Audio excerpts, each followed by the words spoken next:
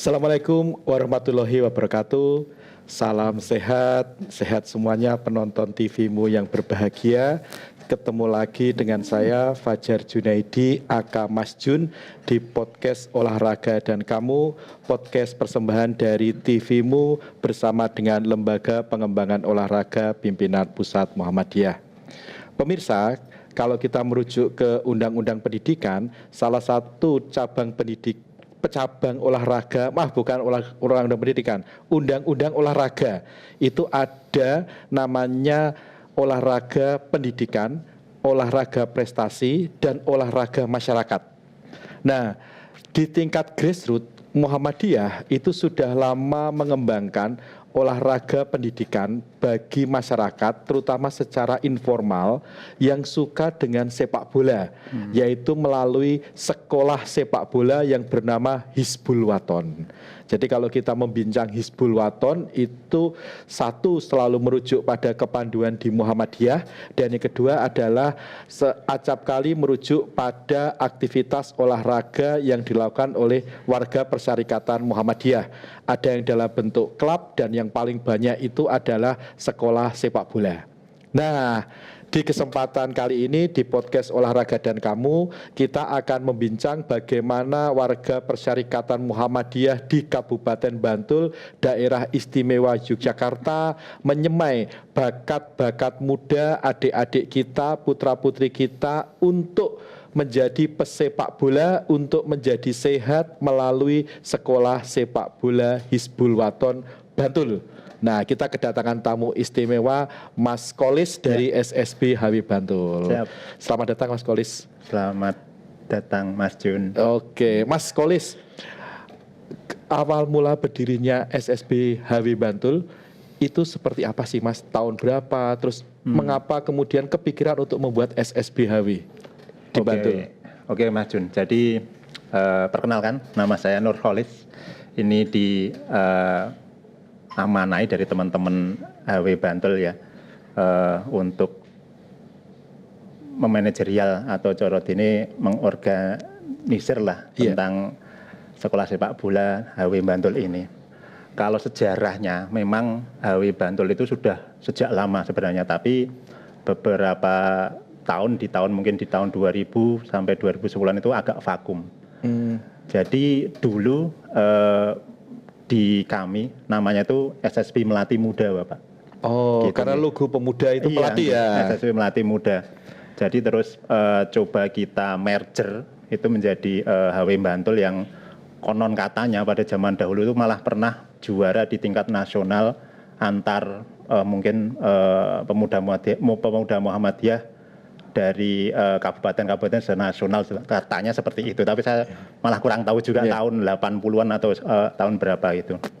Jadi pada tahun 2018 itu diresmikan di kantor gedung Muhammadiyah Bantul itu, gedung dakwah. Itu jadilah Melati Muda ini menjadi HW Bantul tersebut. Iya begitu. Kalau sebelumnya memang Melati Muda pada tahun 2000, 2010 itu juga cukup banyak talent-talent kita yang sampai tingkat nasional bahkan.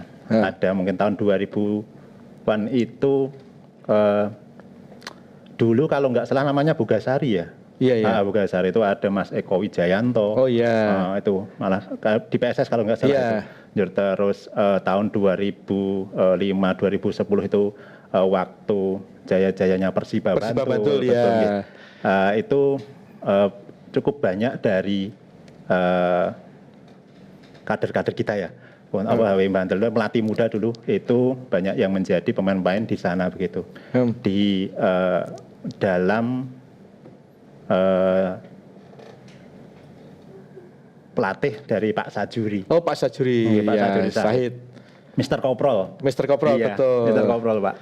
Yang membawa Persiba juara waktu itu ya. Tahun 2010 kalau nggak salah. 2010 jadi Pak Sajuri ini memang dari muda ya, senang sepak bola seperti itu.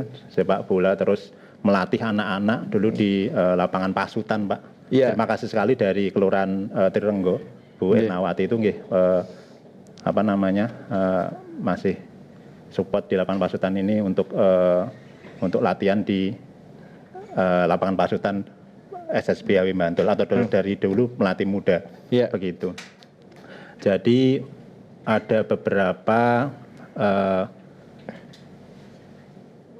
pemain kita yang sampai nasional dan alhamdulillah sampai saat ini malah ini kembali nih ke SSB HW Bantul untuk menjadi pelatih begitu. Ada Johan Manaji, Johan Manaji. Dulu pernah di HWUMY kalau nggak salah. Betul. 1 tahun tapi pas waktu Kanjuruan nggak jadi. Nggak jadi, betul. Itu nggak jadi. Jadi Pak Sajudin dengan Mas Johan itu pernah di HWUMY tapi malah nggak jadi seperti itu. Ya maka ini SSB HW ini sampai saat ini alhamdulillah masih survive Mas. Dengan jumlah siswa kurang lebih ya sekitar 150-an. Wah banyak sekali. Iya, 150-an siswa. Terus dari kelompok usia 6 tahun, 7 tahun, yang di Gres itu sampai 12 tahun ya, itu biasanya. Terus yang remaja 13 sampai senior pun ada, ya begitu. Senior ada yang 13 tahun, yang kemarin suratin. Kita membawa nama UAD, Pak. Oh kok bisa Mas? Karena bisa diceritakan ini, menarik ini. Kolaborasi. Iya kolaborasi dari LPU juga loh Pak, kemarin dari LPU PDM Bantul itu kita curhat nih Mas. Mas kita ini anak-anak kita itu nggak ada muaranya dengan gitu untuk setelah 12 tahun di SSB seperti itu. Terus caranya piye Mas kayak gitu kan? Tanya dari LPU. Ini kita harus kolaborasi dengan yang bisa di Liga 4-nya.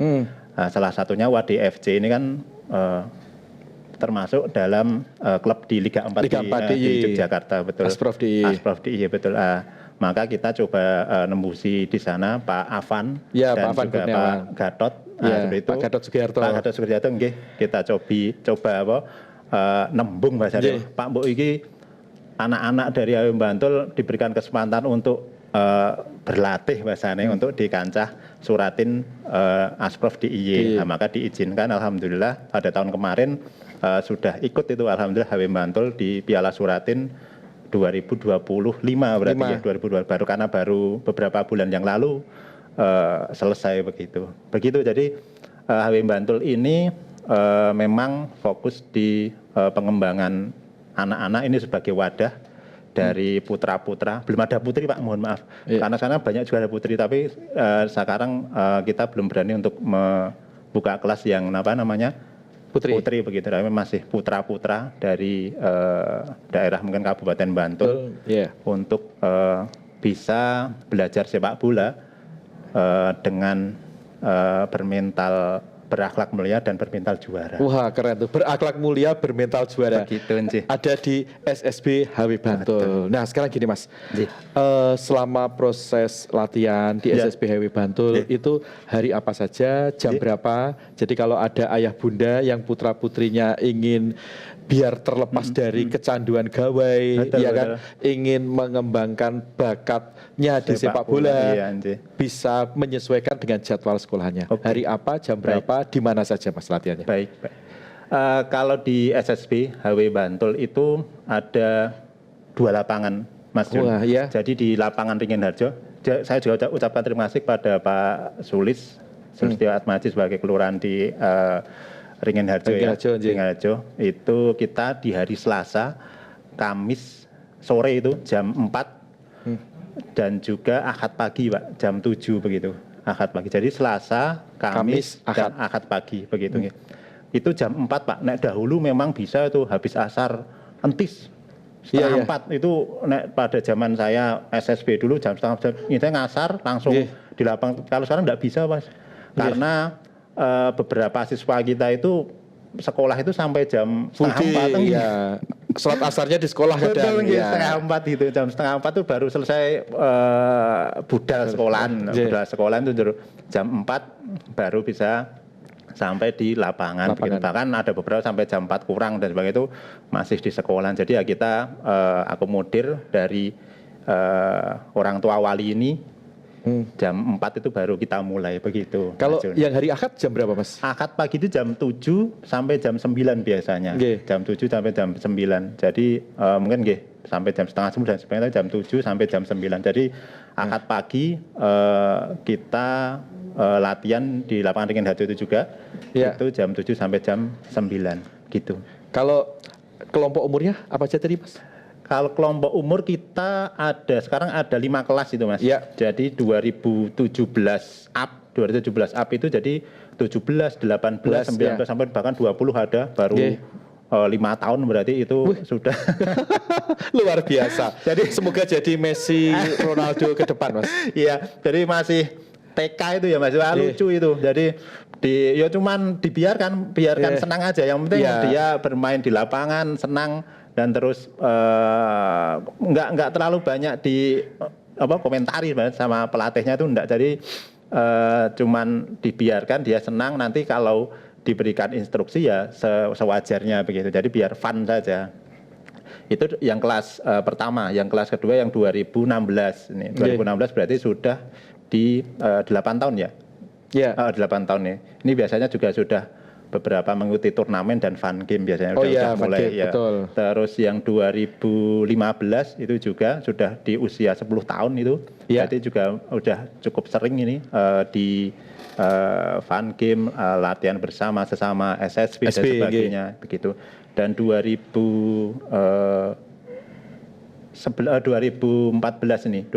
ini di tadi 2017 ini dilatih oleh Coach Amin, 2016 ini dilatih oleh Coach Bowo, 2015 ini Coach Rilo, yang 2014 ini Coach Arif Ikhtiawan atau Coach Wawan, dan yang 2013 ini yang 12 tahun ini Coach Darmawan begitu. Coach Darmawan begitu. Terus yang up-nya yang 13, 14 sampai 15, 16 itu ada Coach Johan Manaji. Dan juga Pak Sajuri sendiri. Luar biasa. Jadi kita berjenjangnya sudah sampai insya Allah sampai senior begitu Mas. Jadi ini dari bapak-bapak pengurus bahasanya biar HW Bantul itu setiap tahunnya itu kaderisasi untuk di Askap ya. Kalau kita Askap Bantul itu terus bisa survive itu, untuk mengikuti turnamen atau Liga Bantulnya begitu. Wah luar biasa nih, menyemai bakat-bakat muda usia dini di Kabupaten Bantul melalui SSB HW Bantul. Mas Kolis, kalau misalnya nih ada pemirsa yang putra-putrinya ingin diikutkan SSB HW Bantul, bagaimana caranya? Terus Nun Sewu, biayanya berapa? Kemudian fasilitas yang didapatkan apa saja gitu Mas? Siap. Kalau ini Bapak Ibu Wali, insya Allah nanti tidak kecewa ya kalau ingin ikut di SSB HW Bantul, karena kita tentu tidak hanya mengedepankan teknik atau corotine fisik dan sebagainya, tapi juga tentang karakternya, attitude dan sebagainya. Karena sepak bola itu ternyata tentang attitude Pak. Benar-benar tentang attitude, tentang fisik, skill dan sebagainya. Insya Allah itu bisa diolah nantinya. Bahkan mohon maaf ini menurut saya sepak bola itu memang 70-80% udah dibakat nih Mas. Ketika nanti dia itu berbakat dan sebagainya, dia akan mengalir dengan sendirinya gitu. Dengan contoh-contoh mungkin mas-masnya yang ada di senior begitu. Tapi tentang attitude ini benar-benar jadi nantinya bekal sampai nanti begitu. Jadi bisa langsung mungkin di IG kami ya. Jangan lupa follow IG-nya SSB HW Bantul. Di kami SSB HW Bantul, di sana ada adminnya itu, nomor teleponnya. Nanti bisa WA di sana kalau mau lihat-lihat dulu di berandanya itu di IG kami SSB HW Bantul. Jadi bisa dilihat dulu nih, anak-anak ngapain aja di sana dan sebagainya. Tentu kalau minimal usia sebenarnya wajarnya 6 tahun lah gitu. Tapi memang ada orang tua wali yang meski intinya aku pengen melu ya pun enggak apa-apa, tapi kita normalnya biasanya di 6 tahun atau 7 tahun seperti itu. Terus secara biaya itu kita Mas, pendaftaran pertama memang di 375.000 gitu Mas, itu mendapatkan fasilitas jersey lengkap terus sampai kaos kaki dan sebagainya seperti itu. Terus nanti free SPP kita menggunakan SPP ya Mas. Nggih. SPP per bulan seperti itu. Terus ketika alat perkap itu ya dari kita. Wah. Bola dan sebagainya itu dari kita semua. Jadi gitu. tinggal datang aja, Iya, betul. langsung menendang bola, belajar seneng-seneng gitu Mas ya. Betul Mas Jun. Oke, Mas. Kalau ngelola SSB itu kan bukan hanya ngelola lari-lari Betul, anak-anak, betul. tapi kan juga mengelola manajemen Betul. dengan pelatih, Iya, coach, iya. kemudian dengan ayah bunda Betul. dan sebagainya, kemudian juga dengan askap, Iya, ya kan Mas, betul. kemudian dengan ayahanda di pimpinan daerah Muhammadiyah Bantul Iya, juga. iya. Nah, suka dukanya apa Mas Kolis? Aduh ini cukup Mas nih, cukup warna-warni menurut saya gitu. Dinamikanya itu menurut saya itu luar biasa Mas. KS itu luar biasa karena mungkin saya juga di kepengurusan di yang senior ya. Menurut saya itu lebih simpel Mas daripada yang di SSB. Kalau di SSB itu kita itu sekolah sepak bola kan ini untuk anak-anak ya Pak. Tapi ternyata ini bukan hanya untuk anak-anak, tapi juga orang tua itu Mas. Karena menurut saya orang tua wali ini nanti tentu akan sangat apa ya namanya berpengaruh untuk ada tekanan lah, ada saran kritik dan sebagainya lah itu jadi ya luar biasa. Belum tentu kan ya anak itu pengennya gini, orang tua pengennya gini kan gitu. Jadi ya betul jadi banyak sekali dinamikanya. Tapi kita ya alhamdulillah ada juga POT ya Pak. POT-nya dari wali kita terangkan. Persatuan orang tua paguyuban orang tua. Seperti POT itu paguyuban atau perkumpulan orang tua itu untuk kita menyamakan persepsi visinya biar sama bahwasanya ini adalah sekolah sepak bola anak-anak. Betul. Kita jangan under pressure untuk prestasi yang harus mentereng dan sebagainya, jangan. Jadi ada fun-nya, biarkan anak-anak menikmati dan sebagainya. Kita terus melakukan persamaan persepsi tersebut begitu Pak. Wah menarik ini karena banyak kritik itu muncul ketika turnamen kelompok umur, terutama usia dini itu anak-anak sudah dipaksa untuk yang prestasi. Padahal kan hakikatnya bukan demikian Mas ya. Betul. Oke. Nah ngomongin yang lain Mas tentang SSB HW Bantul. Nah dalam perjalanannya kan sudah cukup berumur ya dari sejak apalagi dulu sejak era Melati Muda dan sebagainya. Nah, apa yang menjadikan Mas Kolis ini kan dulu sempat kuliah di Teknik Informatika UAD. Kemudian aktivitasnya kan sehari-hari kerjanya juga di Kota Jogja. Betul. Mendapat panggilan hati untuk mengabdikan diri di Kabupaten Bantul, Mas. Oke. Jadi secara sejarah ya saya juga dulu pernah jadi alumni SSB HW Bantul ini atau Melati Muda. Melati Muda ya. Diasuh langsung sama Pak Sajuri tersebut. Ya bersama dengan Mas Johan, Mas Darmawan Effendi. Posisinya apa Mas dulu? Saya kalau waktu kecil itu gelandang Mas. Pernah remaja itu striker, pas senior terakhir itu malah center back. Terakhir memperkuat mana Mas? HW Bantul juga.